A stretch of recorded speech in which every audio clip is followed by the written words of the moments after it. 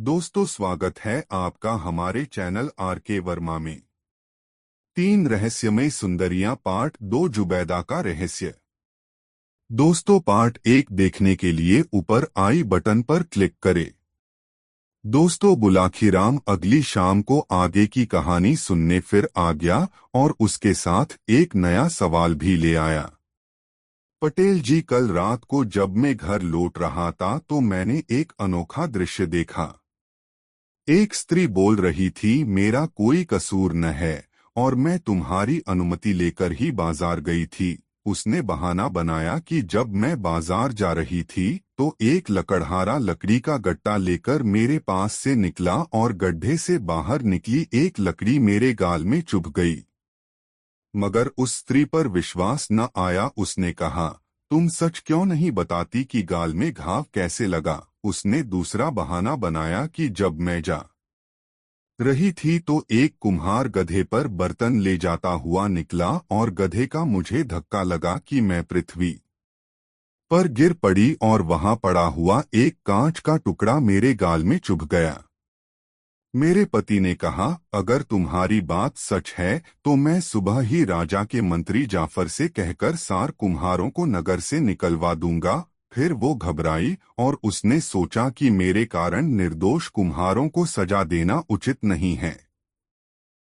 उसके पति ने कहा, जब तक तुम सच्ची बात न कहोगी मेरा रोष कम नहीं हो सकता। वो बोली, चलते चलते मुझे चक्कर आ गया जिससे मैं गिर पड़ी और मेरा गाल छिद गया।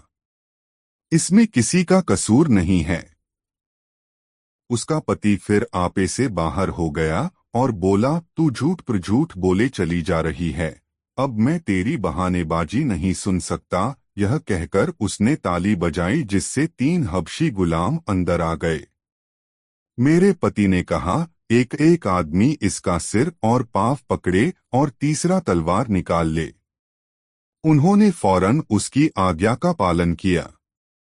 फिर तलवार निकालने वाले से उसके पति ने कहा, इस कुल्टा के 2 टुकड़े करके इसकी लाश मछलियों के खाने के लिए नदी में फेंक दी जाए।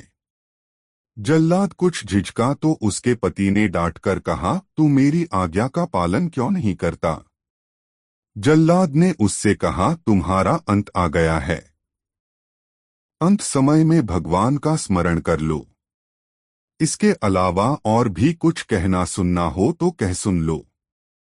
उसने कहा, मुझे थोड़ी देर के लिए जीवनदान मिले तो मैं कुछ कहना चाहती हूँ। उसने अपना सिर उठाया और सारी बात कहनी चाही किंतु हिचकियों और रुलाई के कारण कुछ कह न सकी। उसके पति का क्रोध बढ़ता ही जा रहा था। उसने उसको बहुत गालियां दी और बुरा भला कहा। वो उसकी बातों का कोई उत्तर न दे सकी।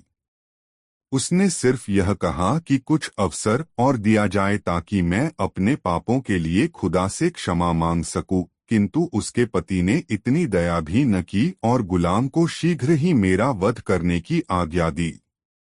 गुलाम उसे मारने को तैयार हो गया। वह स्त्री कौन थी और उसके साथ आगे क्या हुआ?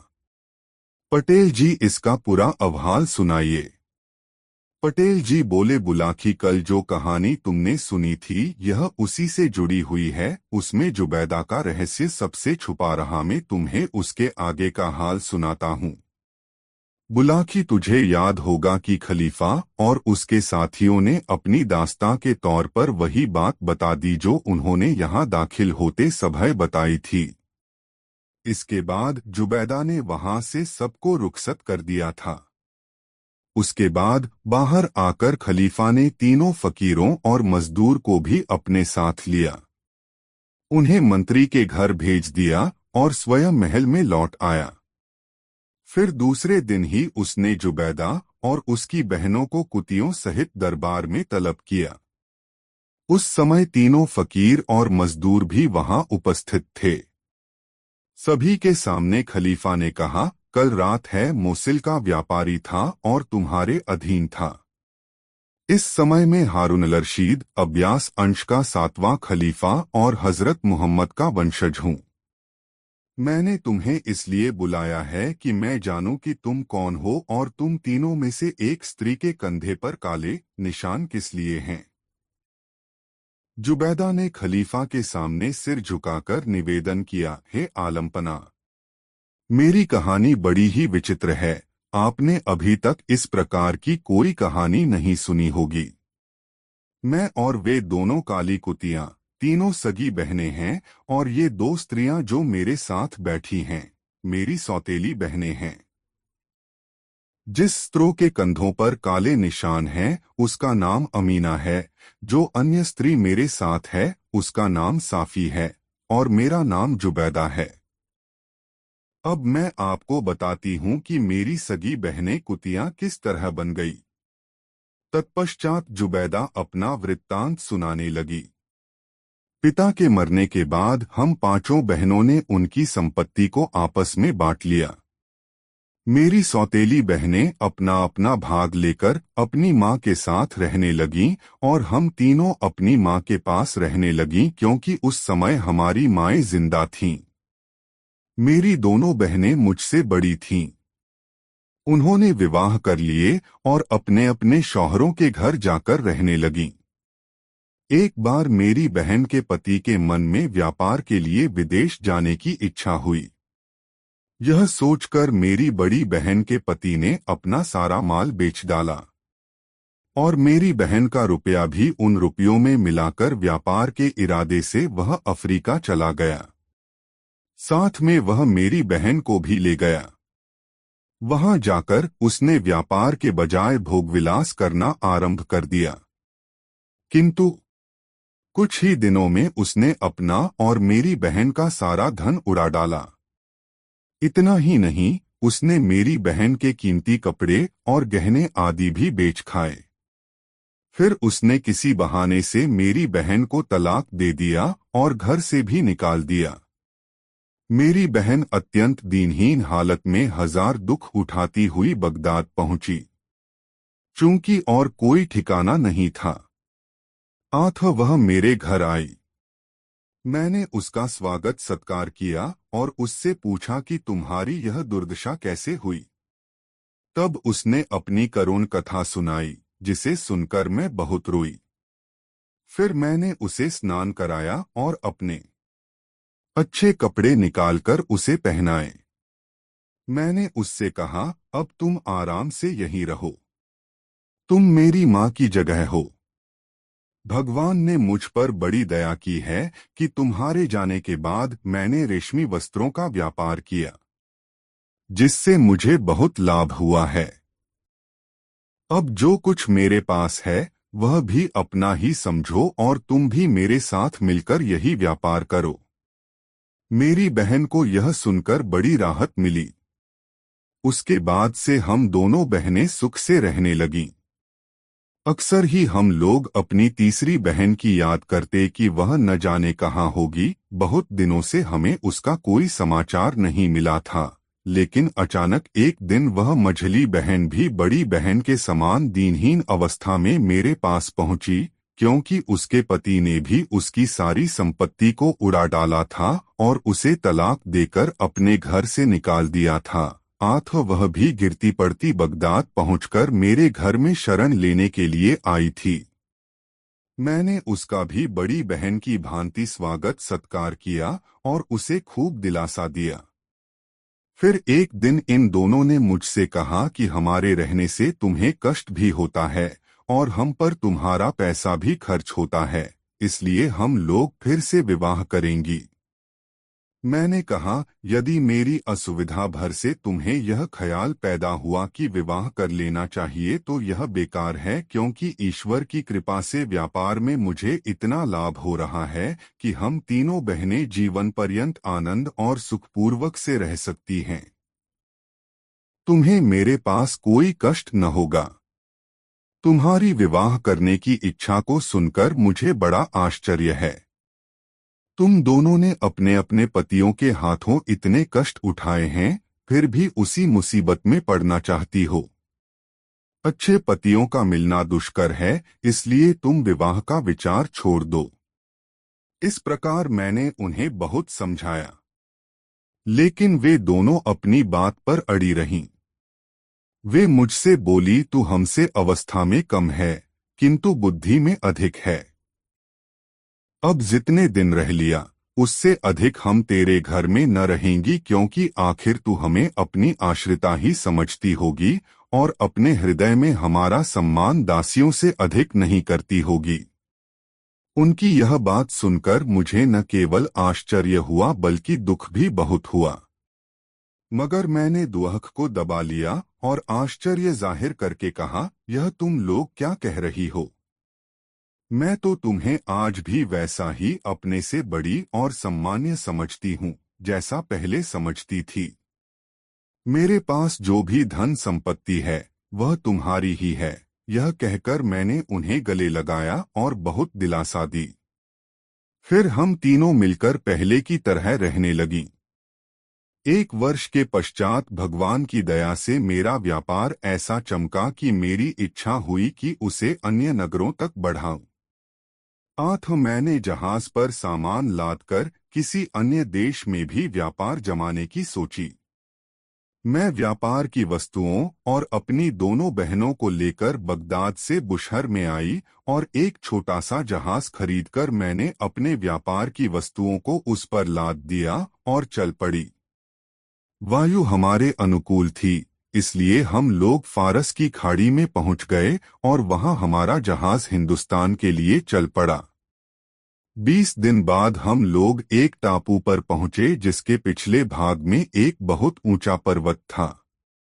द्वीप में समुद्र के किनारे ही एक बड़ा और सुंदर नगर बसा था। मैं जहाज पर बैठे बैठे बहुत ऊब गई थी, इसलिए अपनी बहनों को जहाज पर ही छोड़कर एक डोगी पर बैठकर तट पर गई। नगर के द्वार पर काफी संख्या में सेना नियुक्त थी और कई सिपाही चुस्ती से अपनी जगहों पर खड़े थे। उनकी वेशभूषा और रंग रूप बड़ा ही भयभीत कर देने वाला था।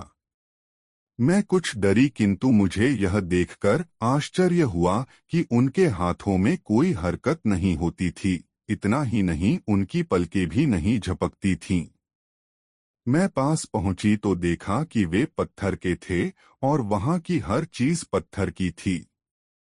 बाजार की दुकानें बंद थीं। भाड़ों में से भी धुआं नहीं निकल रहा था और न घरों से। चुनाचे मैं समझ गई कि यहाँ सब लोग पत्थर के हो गए होंगे। मैंने नगर के एक और बड़ा सा मैदान देखा जिसके एक तरफ एक बड़ा फाटक था और उसमें सोने के पत्थर लगे थे। खुले फाटक से मैं अंदर गई तो एक बड़ा सा दरवाजा देखा जिस पर रेशमी पर्दा लटक रहा था।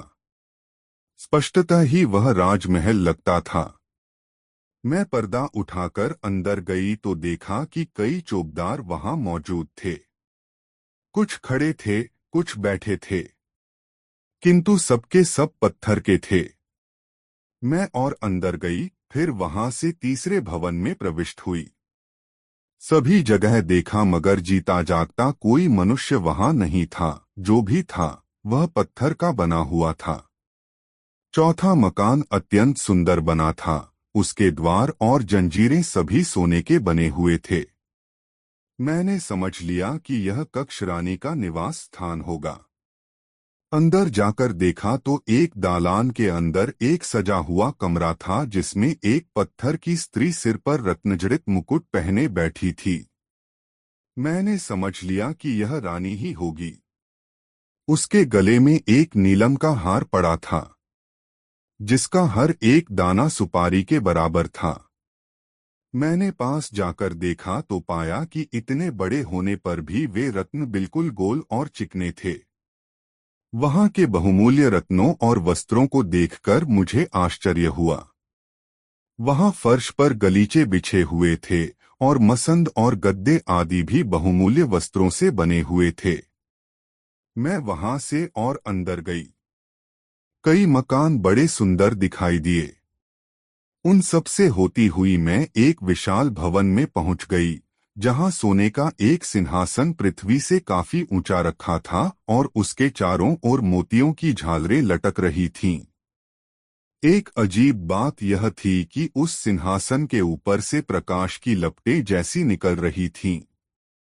मुझे कौतूहल हुआ और मैंने ऊपर चढ़कर देखा तो पाया कि एक छोटी तिपाई पर एक हीरा रखा है जिसका का आकार शुतुरमुर्ग के अंडे जैसा है और उसमें इतनी चमक थी कि उस पर निगाह नहीं ठहरती थी।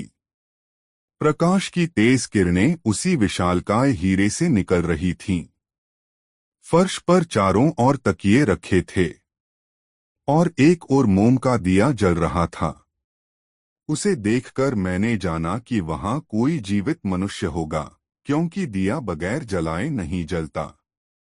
मैं घूमते घूमते दफ्तर खानों और गोदामों में गई जिनमें बड़ी मूल्यवान वस्तुएं रखी थीं। इन सबको देखकर मुझे ऐसा आश्चर्य हुआ कि मैं जहाज और अपनी बहनों को भूल गई और इस रहस्य को जानने के लिए उत्सुक हुई कि इस जगह के सारे लोग पत्थर के क्यों बन गए। इसी तरह घूमने फिरने में मुझे समय का भान न रहा और रात हो गई। मैं परेशान हुई कि अंधेरे में कहाँ जाऊंगी। जिस कक्ष में हीरा रखा था, मैं उसी में चली गई। मैं वहां जाकर लेटी रही और सोचा कि सुबह होने पर अपने जहाज पर चली जाऊंगी। किंतु यह अद्भुत और निर्जन स्थान था, इसलिए मुझे नींद न आई। आधी रात को मुझे कुछ ऐसी आवाज आई जैसे कोई मधुर स्वर में कुरान का पाठ कर रहा हो। मैं यह जानने के लिए उत्सुक हुई कि यह जीवित मनुष्य कौन है। मैं मोम का दीपक उठाकर चल दी और कई कमरों को लांघने के बाद उस कमरे में पहुंची जहां से कुरान पाठ की आवाज आ रही थी। वहां जाकर मैंने देखा कि एक छोटी सी मस्जिद बनी है। इससे मुझे याद आया कि परमेश्वर के धन्यवाद स्वरूप मुझे नमाज पढ़ना जरूरी है। वहां मैंने देखा कि दो बड़े बड़े मोम के दिए जल रहे हैं और वहां एक अत्यंत रूपवान नवयुवक बैठा हुआ कुरान पाठ कर रहा है और पूरा ध्यान उसमें लगाए हैं। उस युवक को देखकर मुझे बेहद प्रसन्नता हुई, क्योंकि पत्थर के मनुष्यों की भीड़ देखने के बाद मैंने वह अकेला आदमी देखा था जो जीता जागता था। मैंने मस्जिद में जाकर नमाज पढ़ी, फिर स्पष्ट ध्वनि में वजीफा पढ़ने लगी और अल्लाह को धन्यवाद देने लगी कि हमारी समुद्री यात्रा कुशलतापूर्वक बीती और इसी प्रकार आशा है कि मैं कुशलतापूर्वक अपने देश वापस पहुंच जाऊंगी। उस नवयुवक ने मेरी आवाज सुनकर मेरी ओर देखा और कहा, है सुंदरी, मुझे बताओ कि तुम कौन हो और इस सुनसान नगर और इस महल में कैसे आ गई हो। इसके बाद मैं तुम्हें अपनी बात बताऊंगा कि मैं कौन हूं और यह भी बताऊंगा कि इस नगर के निवासी पत्थर के क्यों बन गए हैं। मैंने उसे अपना हाल बताया कि किस तरह मेरा जहाज 20 दिन की यात्रा के बाद यहाँ तट पर पहुँचा, जहाँ से अकेली उतरकर मैं किस तरह इस महल में आई और यहाँ क्या देखा। मैंने उससे यह भी कहा कि जैसा आपने अभी वायदा किया है, मुझे अपना हाल बताएं और यहाँ की अद्भुत बातों का भी रहस्योद्घाटन करें। उस युवक ने मुझे कुछ देर प्रतीक्षा करने को कहा। फिर उसने कुरान का निर्धारित पाठ पढ़ना खत्म करके कुरान को एक जरी के वस्त्र में लपेटा और उसे एक आले में रख दिया। मैं उस जवान को देखती रही और उसका सुंदर रूप देखकर उस पर मोहित हो गई। उसने मुझे अपने पास बिठाया और कहा, तुम्हारी नमाज और भक्ति से जाहिर होता है कि तुम हमारे सच्चे धर्म पर पूर्णतः विश्वास करती हो। अब मैं अपना पूरा हाल बताता हूँ। जुबैदा उसकी कहानी सुनने के लिए सतर्क होकर बैठ गई। वह बोला, मेरे पिता इस नगर के बादशाह थे। उनका राज्य बड़ा विस्तृत था, किंतु बादशाह और उसके सभी अधीनस्थ लोग अग्निपूजक थे। यही नहीं, वे नारदीन की उपासना भी किया करते थे, जो प्राचीन काल में जिनों का सरदार था। यद्यपि मेरे पिता और उसके साथी अग्निपूजक थे, किंतु मैं बचपन से ही मुसलमान था। कारण यह था कि मेरे लालन पालन के लिए जो दाई रखी गई थी वह मुसलमान थी। उसने मुझे सारा कुरान कंठस्थ करा दिया था। उसने मुझे शिक्षा दी कि केवल एक ईश्वर ही पूज्य है। तुम उसे छोड़कर किसी अन्य को न पूजना। उसने मुझे अरबी भी पढ़ाई और तफसीर कुरान की व्याख्या की भी शिक्षा दी। यह सारा काम उसने दूसरों से छुपाकर किया। कुछ दिन बाद दाई तो मर गई, किंतु मैं उसके बताए हुए धर्म पर दृढ़ रहा।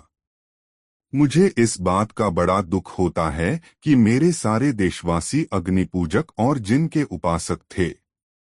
दाई की मृत्यु के कई मास बीत जाने पर आकाशवाणी हुई कि हे नगरवासियों, तुम लोग नारदीन और आग की पूजा छोड़ दो और एकमात्र सर्वशक्तिमान परमेश्वर की पूजा करो। यह आकाशवाणी 3 वर्षों तक निरंतर होती रही, किंतु न तो बादशाह ने और न नगर के किसी बाशिंदे ने उस पर ध्यान दिया। वे अपने झूठे धर्म पर दृढ़ रहे। 3 वर्ष बाद इस नगर पर ईश्वरीय प्रकोप हुआ और जो व्यक्ति जिस स्थान और जिस दशा में था वैसे ही पत्थर का बन गया। मेरा पिता भी काले संगमरमर का बन गया और मेरी माँ सिंहासन पर बैठी बैठी ही पत्थर की हो गई, जैसा कि तुमने देखा ही है। एक मैं ही मुसलमान होने के कारण इस दंड से बचा रहा। उस समय से मैं और भी निष्ठापूर्वक इस्लाम को मानने लगा। उसने कहा, हे सुंदरी, मैं जानता हूं कि भगवान ने तुम्हें मुझ पर कृपा करके यहाँ भेजा है, क्योंकि मैं यहाँ अकेलेपन से बहुत ऊबा करता था। उसकी बातें सुनकर उसके प्रति मेरे मन में और अधिक प्रेम बढ़ गया। मैंने कहा, मैं बगदाद की निवासिनी हूँ। यहाँ किनारे पर बहुत से माल असबाब से लदा पैश जहाज खड़ा है। जितना माल उसमें है उतना ही बगदाद में मैं अपने घर छोड़ आई हूँ। मैं आपको यहाँ से ले चलूंगी और अपने घर में आराम से रखूंगी। बगदाद के खलीफा बड़े न्यायप्रिय हैं। वे आपके सम्मान योग्य कोई पदवी आपको जरूर देंगे। मेरा जहाज आपकी सेवा में छोड़िए और मेरे साथ चलिए है। आप इस स्थान को उस नौजवान ने मेरा प्रस्ताव सहर्ष स्वीकार कर लिया। मैं सारी रात उस आकर्षक युवक से बातें करती रही। दूसरे दिन सुबह उसे लेकर अपने जहाज पर पहुंची। मेरी बहनें मेरी चिंता में दुखी थीं।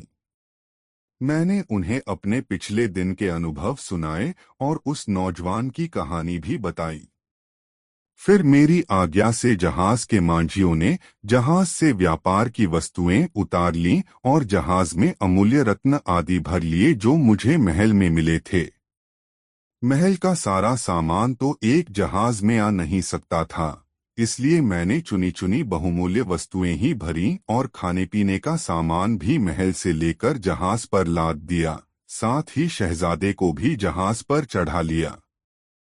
इसके बाद असंख्य धन की स्वामिनी होने के साथ अपने प्रिय शहजादे के साथ होने का सुख पाते हुए मैंने स्वदेश की ओर यात्रा आरंभ कर दी। मेरी खुशी का तो कोई ठिकाना ही नहीं था, किंतु मेरी बहनों को इससे प्रसन्नता न हुई। वे मुझसे ईर्ष्या करने लगीं। एक दिन उन्होंने मुझसे पूछा, तुम इस शहजादे को कहाँ रखोगी और इसके साथ क्या करोगी? उस समय उनकी दशा देखकर मुझे हंसी आई और मैंने उन्हें चिढ़ाने के लिए कहा, मैं बगदाद पहुंचकर इसके साथ विवाह करूंगी। शहजादा अत्यंत रूपवान और मधुरभाषी था। मैंने शहजादे से कहा, मैं चाहती हूं कि आपकी दासी बन जाऊं और जी जान से आपकी सेवा करूं। शहजादा भी मेरे परिहास को समझ गया और हंसकर बोला, तुम्हारी जो इच्छा हो वह करो। मैं तुम्हारी बहनों की मानसिकता समझकर प्रतिज्ञा करता हूं कि तुम्हारी प्रसन्नता के लिए तुम्हें अपनी पत्नी बनाऊंगा। दासी होने की बात न करो, मैं तो स्वयं तुम्हारा दास बन जाऊंगा। यह सुनकर मेरी बहनों के चेहरे का रंग उड़ गया और उनके हृदय में मेरे लिए घोर शत्रुता पैदा हो गई। सारी यात्रा उनकी यही दशा रही, बल्कि उनका वैरभाव बढ़ता ही गया। अब तक हमारा जहाज बुशहर के इतने समीप आ पहुंचा था कि अनुकूल वायु होने पर मैं वहां एक दिन में पहुंच जाती। उसी रात को जब मैं गहरी नींद सो रही थी, तब मेरी बहनों ने मुझे और शहजादे को उठाकर समुद्र में फेंक दिया। शहजादा बेचारा तो उसी समय डूब गया क्योंकि उसे तैरना नहीं आता था, लेकिन मेर पानी में गिरते ही उछाल मारी और तैरने लगी। अभी शायद मेरी मौत नहीं आई थी, इसलिए मैं अंधेरे में भी संयोग से ठीक दिशा में बढ़ने लगी और कुछ घंटों में ही एक उजाड़ द्वीप के तट पर जा लगी। बुशहर का बंदरगाह उस स्थान से 2 कोस दूर था। मैंने अपने कपड़े उतारकर सुखाए और फिर से उन्हें ही पहन लिया। इसके बाद मैंने इधर-उधर घूमकर देखा तो कुछ फलों के वृक्ष दिखाई दिए। मैंने पेट भर फल खाए, फिर एक मीठे पानी के सोते से पानी पीकर अपनी थकान दूर की। फिर एक पेड़ के साए में जाकर मैं लेट गई। कुछ देर बाद मुझे एक लंबा सांप दिखाई दिया जिसके शरीर पर दोनों ओर पंख भी लगे हुए थे। वह सांप पहले मेरी दाईं ओर आया और फिर बाईं ओर। इस सारे समय वह अपनी जीभ लपलपाता रहा। उसकी इस हरकत से मैंने जाना कि उसे कुछ कष्ट है और वह मेरी सहायता चाहता है। मैंने उठकर चारों ओर देखा। तब मुझे दिखाई दिया कि एक दूसरा सांप पहले से भी लंबा उसके पीछे पड़ा है और उसे खाना चाहता है। मैंने पहले सांप को बचाने के लिए एक बड़ा पत्थर उठाकर बड़े सांप के सिर पर मारा, जिससे उसका सिर कुचला गया और वह वहीं मर गया। पहला सांप अब पंख खोलकर आसमान में उड़ गया। मुझे यह सब देखकर बड़ा आश्चर्य हुआ, किंतु मैं बहुत थकी हुई थी, इसलिए वहां से कुछ दूर एक सुरक्षित स्थान पर जाकर सो गई।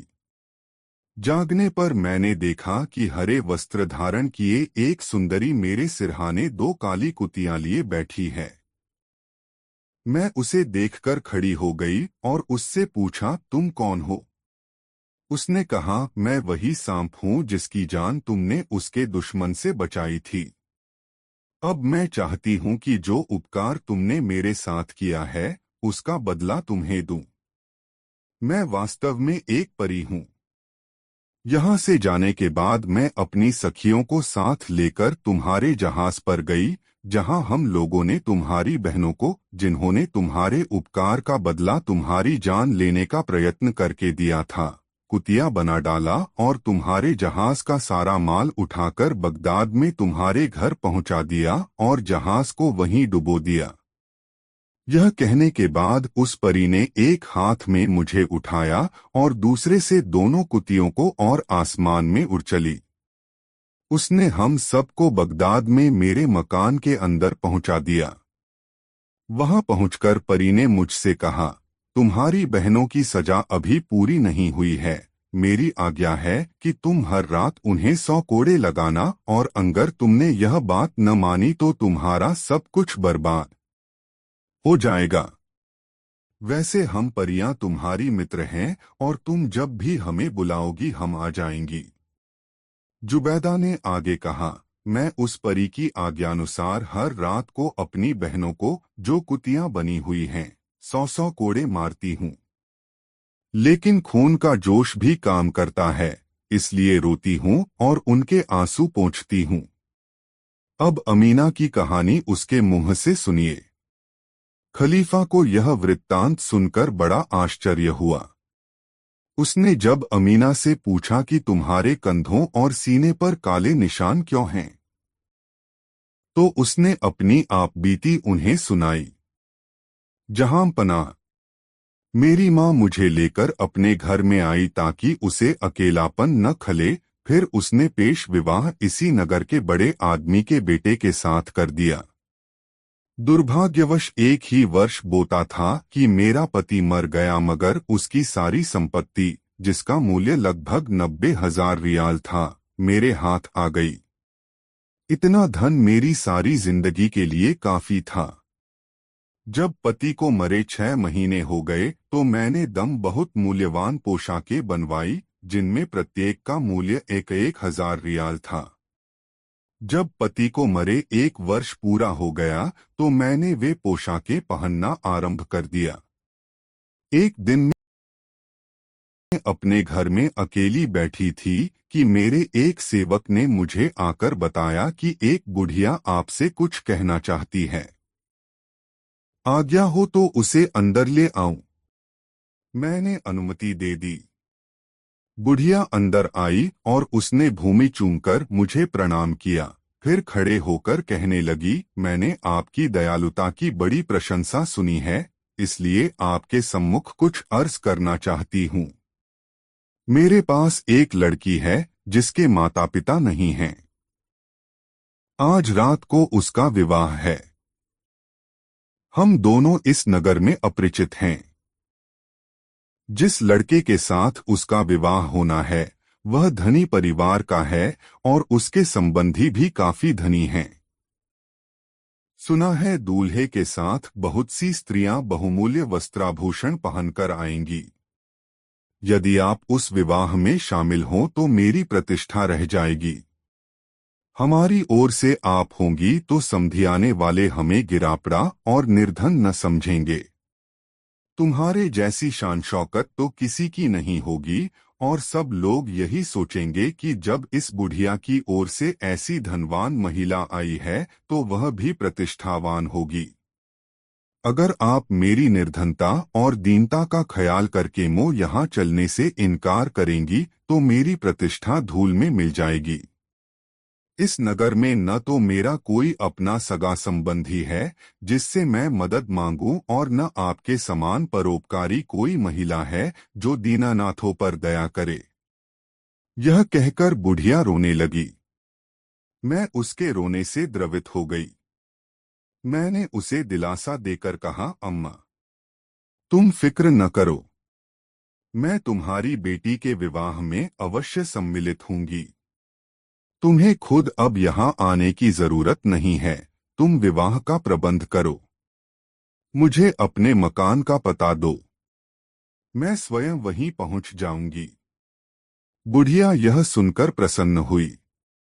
उसने कहा, जैसे इस समय आपने मुझे प्रसन्नता दी है वैसे ही भगवान आपको सदा प्रसन्न रखे। लेकिन आप मेरा मकान कहाँ ढूंढती फिरेंगी? मैं स्वयं शाम को यहाँ आकर आपको अपने घर ले जाऊंगी। यह कहकर बुढ़िया चली गई। मैंने तीसरे पहर से तैयारी की।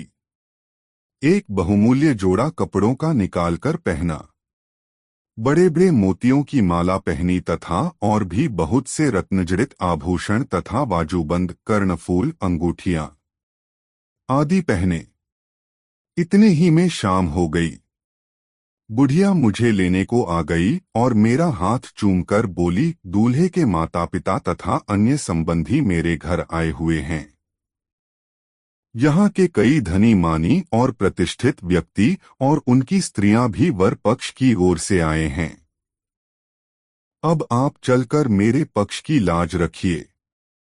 मैं बुढ़िया के साथ उसके घर की ओर चल पड़ी। साथ में अपनी दासियों को भी अच्छे वस्त्राभूषण पहनाकर अपने साथ ले लिया।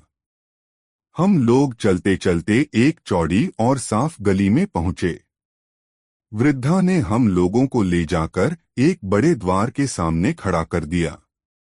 दरवाजे के ऊपर एक तख्ती पर लकड़ी से तराशे हुए अक्षरों में लिखा था कि इस घर में सदैव प्रसन्नता का निवास है।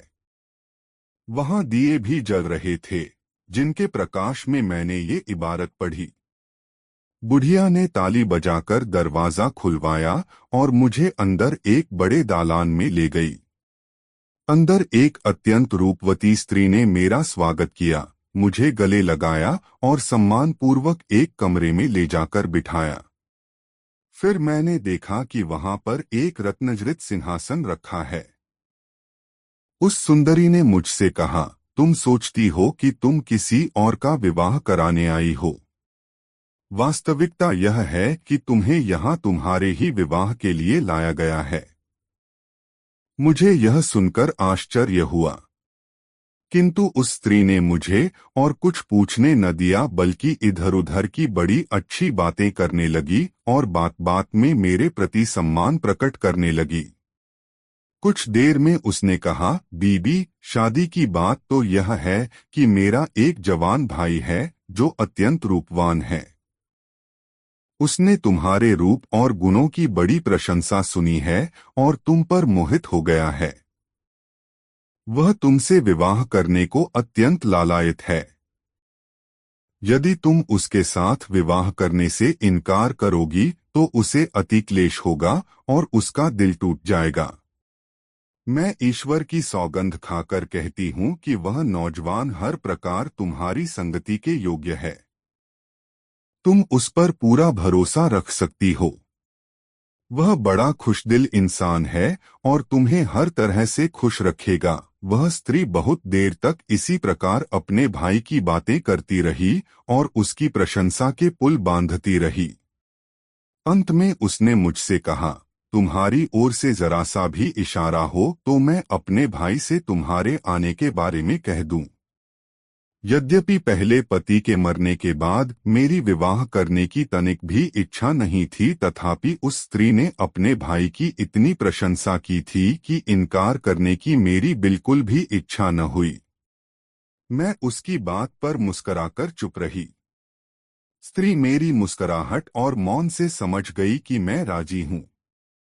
उसने ताली बजाई।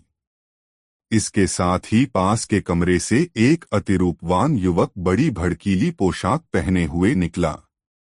उसे देखकर मुझे अपने भाग्य पर बड़ी प्रसन्नता हुई कि ऐसा रूपवान पुरुष मेरा पति बनेगा। यह मेरे पास बैठा और मुझसे अत्यंत शिष्टता और बुद्धिमत्ता पूर्वक बातें करने लगा। उसकी जितनी प्रशंसा उसकी बहन ने की थी, मैंने उसे उससे अधिक पाया। उस वृद्धा ने जब मुझे भी राजी देखा तो दूसरी बार ताली बजाई, जिससे एक अन्य कमरे से एक काजी निकले और उनके साथ 4 अन्य पुरुष। काजी ने शरीयत के अनुसार हम दोनों का विवाह करा दिया और 4 आदमियों की गवाही भी हो गई। मेरे पति ने मुझसे वचन लिया कि मैं किसी अन्य पुरुष से बात न करूंगी, बल्कि देखूंगी भी नहीं। सदैव पतिव्रता धर्म का पालन करूंगी और उसकी आज्ञाओं का प्रसन्नतापूर्वक पालन करूंगा। उसने यह भी कहा कि अगर तुमने अपनी प्रतिज्ञाएं पूरी की तो मैं तुम्हारा त्याग कभी नहीं करूंगा। तत्पश्चात मैं धनवान वर्ग की महिलाओं की भांति, बल्कि रानियों की भांति अपने पति के घर में रहने लगी। 1 महीने बाद मैंने अपने पति से शहर के बाजार को जाने की अनुमति मांगी। मैंने कहा कि जैसे कई अमीर घरानों की स्त्रियां बाजार से रेशमी थान खरीदकर बेचा करती हैं, वैसे ही मैं करना चाहती हूँ। मैं 2 दासियों तथा उस बुढ़िया के साथ, जो मुझे विवाह के लिए बहाने करके लाई थी, नगर के सबसे बड़े बाजार गई जहां बड़े बड़े व्यापारियों की दुकानें थीं। बुढ़िया ने कहा, यहाँ एक नौजवान व्यापारी है जिसे मैं अच्छी तरह जानती हूँ। उसकी दुकान जैसे बहुमूल्य थान कहीं और न मिलेंगे। मैंने भी सोचा कि एक ही जगह अच्छा माल मिल जाए तो जगह जगह क्यों भटकूं, इसलिए उस व्यापारी की दुकान पर चली गई। व्यापारी जवान ही नहीं, अत्यंत रूपवान भी था। बुढ़िया ने मुझसे कहा कि यहाँ बहुत माल है, तुम इस व्यापारी से जैसा भी चाहो मांग लो। मैंने उससे कहा, मैंने पति को वचन दिया है कि मैं किसी परपुरुष से बात न करूंगी, इसलिए तो इससे बात न करूंगी, तुम ही बात करो। मैं आठ उस व्यापारी ने बुढ़िया से पूछ कर कि मुझे क्या क्या पसंद है, कई अच्छे अच्छे थान दिखाए। मैंने उनमें से एक थान पसंद किया और उसका दाम पूछवाया। व्यापारी बोला, यह थान अमूल्य है, मैं इसे असंख्य अर्कियों में भी नहीं बेचूंगा, किंतु यह सुंदरी अगर अपने कपोल का चुंबन दे दे तो यह थान बिना मूल्य के ही उसका हो जाएगा। मैंने बुढ़िया से नाराज होते हुए कहा, यह व्यापारी बड़ा लंपट और दुष्ट जान पड़ता है, इसकी हिम्मत ऐसी गंदी बात करने की कैसे हुई। किंतु बुढ़िया ने व्यापारी ही का पक्ष लिया और कहा, सुंदरी, इसमें कोई विशेष बात तो नहीं है। तुम्हारे पति ने तुम्हें परपुरुष को देखने और उससे बात करने को ही तो मना किया है। यह तुम न करो। तुम केवल एक चुंबन इसे चुपचाप दे दो। इसमें तो कोई कठिनाई तुम्हें नहीं होनी चाहिए। मैं ऐसी मूर्ख थी और थान मेरी नजर में ऐसा भा गया था कि मैं इस बुरी बात के लिए तैयार हो गई। अब वह वृद्धा और दोनों दासियां सड़क की ओर मेरी आड़ करके खड़ी हो गई। मैंने अपने मुख पर से वस्त्र हटाकर उस व्यापारी के सामने अपना गाल कर दिया। उस दृष्ट व्यापारी ने चुंबन लेने के बजाय मेरे गाल में दांत गड़ा दिया, जिससे गाल लहूलुहान हो गया और मैं तड़पकर अचेत हो गई। अवसर पाकर व्यापारी ने अपना माल जल्दी से लपेटा और दुकान बंद करके गायब हो गया। कुछ देर बाद जब मुझे होश आया तो मैंने अपने गाल को लहूलुहान पाया। बुढ़िया और दासियों ने मेरे गाल को कपड़े से ढक दिया था और उन लोगों की परेशानी और हाहाय को सुनकर जो भीड़ वहां जमा हो गई थी, उसने समझा कि मैं किसी बीमारी से या कमजोरी के कारण बेहोश हो गई थी। मेरे होश में आने पर बुढ़िया और दासियों को संतोष हुआ और वे धैर्य देने लगीं। विशेषतः बुढ़िया को बहुत दुख हुआ। उसने कहा, सुंदरी, मैं तुम्हारी अपराधिनी हूँ, मुझे क्षमा करो। तुम्हारे ऊपर यह सारी मुसीबतें मेरे कारण ही आई। इस कमीने व्यापारी की दुकान पर तुम मेरे कहने ही से आई। अब घर चलो। जो हुआ सो हुआ। अब तुम और चिंता न करो। मैं तुम्हारे घाव पर ऐसी दवा लगा दूंगी कि 3 दिन के अंदर न केवल घाव भर जाएगा बल्कि उसका कोई चिन्ह भी नहीं रहेगा। मैं किसी तरह कुड़ती सिसकती उन लोगों के साथ अपने घर पहुंची और अपने कमरे में जाकर दुख और थकान से फिर बेहोश हो गई। बुढ़िया मुझे होश में लाई। रात में जब मेरा पति आया और मुझे लेटे देखा तो पूछा, तुम्हें क्या हो गया, क्यों लेटी हो? मैंने बहाना बना दिया कि मेरे सिर में दर्द हो रहा है। मैंने सोचा था कि इसके बाद वह मुझसे अपना ध्यान हटा लेगा, किंतु उसने मेरा हाथ अपने हाथ में लिया और नाड़ी आदि देखने के बाद सिर पर हाथ फेरने के लिए मेरे मुंह से कपड़ा हटाया और गाल के घाव को देखकर वह भड़क गया। मुझसे पूछने लगा, तुम्हारे गाल पर यह खरोंच कैसे लगी? वैसे मेरा कोई कसूर न था और मैं उसकी अनुमति लेकर ही बाजार गई थी, किंतु उससे सच्ची बात कहने का मुझे साहस नहीं हुआ। मैंने बहाना बनाया कि जब मैं बाजार जा रही थी तो एक लकड़हारा लकड़ी का गट्टा लेकर मेरे पास से निकला और गड्ढे से बाहर निकली एक लकड़ी मेरे गाल में चुभ गई। मगर मेरे पति को मेरी बात पर विश्वास न आया। उसने कहा, तुम सच क्यों नहीं बताती कि गाल में घाव कैसे लगा?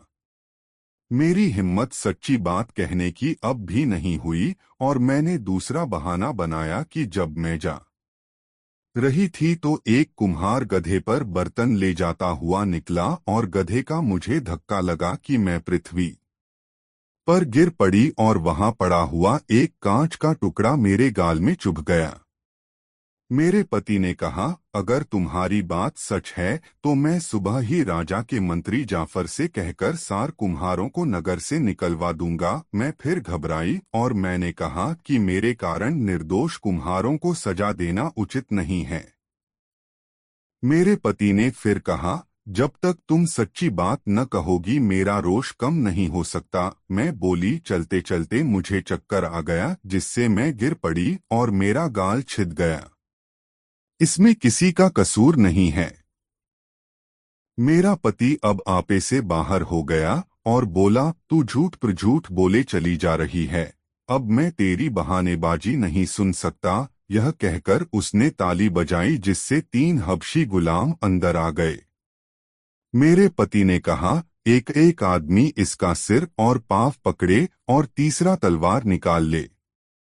उन्होंने फौरन उसकी आज्ञा का पालन किया। फिर तलवार निकालने वाले से मेरे पति ने कहा, इस कुल्टा के 2 टुकड़े करके इसकी लाश मछलियों के खाने के लिए नदी में फेंक दी जाए। जल्लाद कुछ झिझका तो मेरे पति ने डांटकर कहा, तू मेरी आज्ञा का पालन क्यों नहीं करता? जल्लाद ने मुझसे कहा, तुम्हारा अंत आ गया है। अंत समय में खुदा का स्मरण कर लो। इसके अलावा और भी कुछ कहना सुनना हो तो कह सुन लो। मैंने कहा, मुझे थोड़ी देर के लिए जीवनदान मिले तो मैं कुछ कहना चाहती हूँ। मैंने अपना सिर उठाया और सारी बात कहनी चाही, किंतु हिचकियों और रुलाई के कारण कुछ कह न सकी। मेरे पति का क्रोध बढ़ता ही जा रहा था। उसने मुझे बहुत गालियां दी और बुरा भला कहा। मैं उसकी बातों का कोई उत्तर न दे सकी। मैंने सिर्फ यह कहा कि कुछ अवसर और दिया जाए ताकि मैं अपने पापों के लिए खुदा से क्षमा मांग सकूं, किंतु मेरे पति ने इतनी दया भी न की और गुलाम को शीघ्र ही मेरा वध करने की आज्ञा दी। गुलाम मुझे मारने को तैयार हो गया। दोस्तों, वीडियो को एक लाइक जरूर करें। इतने में बुढ़िया दौड़ती हुई आई। उसने मेरे पति को बचपन में दूध पिलाया था। वह उसके पैरों पर गिर पड़ी और कहा कि तुम मेरे दूध का कर्ज चुकाने के लिए इसे प्राणदान दे दो। उसने कहा कि इसका कोई दोष नहीं है। तुम इसे निरपराध मारकर खुदा को क्या जवाब दोगे? उसके समझाने बुझाने से मेरे पति ने मेरा वध तो नहीं कराया, किंतु कहा कि इसे कुछ दंड मिलना जरूरी है। फिर उसकी आज्ञा से गुलाम ने मुझे कोड़े से इतना मारा कि मैं बेहोश हो गई और मेरे कंधों और छाती पर से कई जगह मांस उधड़ गया। मैं एक महल में बंद कर दी गई, जहां 4 महीने तक पड़ी रही। बुढ़िया ने मेरी देखरेख और मरहम पट्टी की। इससे मैं वैसे स्वस्थ हो गई, किंतु वे काले चिन्ह बाकी रह गए जिन्हें आपने देखा था। जब मैं चलने फिरने के योग्य हुई तो सोचा कि अपने पहले पति के मकान में, जो अभी तक मेरी संपत्ति था, चलकर रहूं। किंतु उस गली में गई तो मकान का चिन्ह भी न पाया, क्योंकि दूसरे पति ने उसे खुदवाकर जमीन के बराबर करा दिया था। मैं उसके इस अन्याय की फरियाद भी इस डर से न कर सकी कि कहीं ऐसा न हो कि दोबारा क्रोध में आकर वह मुझे मरवा दे। मैं अपनी जान बचाने पर ईश्वर को धन्यवाद देती हुई अपनी बहन जुबैदा के पास गई और अपनी संपूर्ण कष्ट कथा कही। उसने मुझे तसल्ली दी। उसने कहा कि तुम मेरे साथ रहो। यह जमाना अच्छा नहीं है। हमें किसी से भी दयालुता की आशा नहीं करनी चाहिए, न उनसे जो हमारी मित्रता का दावा करते हैं, न उनसे जो हमारे रूप पर मोहित हो जाते हैं। उसने यह भी कहा कि मेरे पास इतना पैसा है कि हमें कोई कठिनाई नहीं होगी। जुबैदा ने मुझे यह भी बताया कि किस तरह उसकी सगी बहनों की जलन और दुश्मनी की वजह से उसका मंगेतर शहजादा समुद्र में डूब गया और किस तरह उस पर उपकार करने वाली परी ने उसकी दुष्ट सगी बहनों को दंडित किया। मैं उसी समय से जुबैदा के पास रहने लगी। मेरी माता का देहांत हुआ तो जुबैदा ने मेरी बहन साफी को भी अपने पास बुलवाकर रख लिया। तब से हम तीनों बहनें आनंदपूर्वक रहती हैं। हम लोग भगवान के प्रति आभारी हैं कि हमें कोई कष्ट नहीं है। हम लोग मिलजुल कर घर चलाते हैं। कभी बाजार से सौदा सुलुफ लाने के लिए मैं जाती हूँ, कभी साफी। कल मैं बाजार गई थी और सामान एक मजदूर के सिर पर लदवा कर आई। वह बड़ा हंसोर था और शिष्ट भी था, इसलिए हमने उसे दिन भर अपने साथ रहने दिया ताकि वह अपनी बातों से हमारा मनोरंजन करे। फिर रात को 3 फकीरों ने हमसे रात भर का आश्रय देने के लिए प्रार्थना की। हमने उन्हें भोजन कराया और शराब पिलाई। वे रात को देर तक गाते बजाते रहे और हम लोग भी गाते बजाते रहे। फिर मोसिल के 3 व्यापारी, जो बड़े सम्भ्रात जान पड़ते थे, रात भर रहने की प्रार्थना करते हुए आए। हमने उनकी भी अभ्यर्थना स्वीकार की। अमीना ने कहा कि यद्यपि हमारे सातों मेहमानों ने वचन दिया था कि ये सब कुछ चुपचाप देखेंगे और किसी बात के बारे में पूछताछ नहीं करेंगे, तथापि उन्होंने यह वचन न निभाया और कुतियों के पौटने और मेरे शरीर के दागों के बारे में पूछताछ करने लगे। हमें इस पर बहुत क्रोध आया। यद्यपि हम उन सभी के प्राण ले सकते थे, तथापि ऐसा न किया और उन लोगों से उनका व्यक्तिगत वृत्तांत सुनकर उन्हें छोड़ दिया। खलीफा हारून अल रशीद को दोनों स्त्रियों की कहानी सुनकर अत्यंत विस्मय हुआ। उसने मन में सोचा कि उन फकीरों का, जो वास्तव में राजा और राजकुमार थे जैसा कि उनकी कहानी से पता चला, और उन बुद्धिमती स्त्रियों का कुछ उपकार करे। उसने जुबैदा से पूछा, तुम्हें तुम पर उपकार करने वाली उस परी ने कुछ यह भी बताया था कि तुम्हारी बहनें कब तक कुतियां बनी रहेंगी? जुबैदा ने कहा, मैंने जो वृत्तांत आपसे कहा था उसमें यह बताना भूल गई कि परी ने चलते समय मुझे अपने कुछ बाल दिए थे और कहा था, अगर तुम इनमें से कोई बाल आग में डालोगी तो मैं संसार के चाहे जिस भाग में रहूं तुम्हारे पास आ जाऊंगी। खलीफा ने पूछा, वे बाल कहाँ हैं? मैं वे बाल हर समय अपने पास रखती हूँ। यह कहकर उसने एक डिबिया निकाली। उसमें एक पुड़िया में कुछ बाल बंधे थे। उसने उन्हें खलीफा को दिखाया। खलीफा ने कहा, मैं भी उस परी को देखना चाहता हूँ। जुबैदा ने पूरी पुड़िया आग में डाल दी। धुआं उठते ही भूकंप सा आ गया और कुछ क्षणों में ही चकाचौंध कर देने वाले वस्त्राभूषण पहने एक परी वहां आ खड़ी हुई। वह खलीफा से बोली, आप पृथ्वी पर ईश्वर के प्रतिनिधि हैं। आपकी जो भी आज्ञा होगी मैं उसका पालन करूंगी। इस जुबैदा ने मेरी प्राण रक्षा की थी, इसलिए मैं इसकी बड़ी आभारी हूँ। मैंने इसकी बहनों को, जिन्होंने इसके उपकारों के बदले में इससे अत्यंत नीचता का व्यवहार किया था, कुतिया बना डाला। अब मुझे क्या आज्ञा है? खलीफा ने कहा, एक तो यह कि चूंकि यह दोनों अपने किए का काफी दंड पा चुकी हैं, इसलिए तुम उन्हें फिर इनके पुराने शरीरों में ले आओ।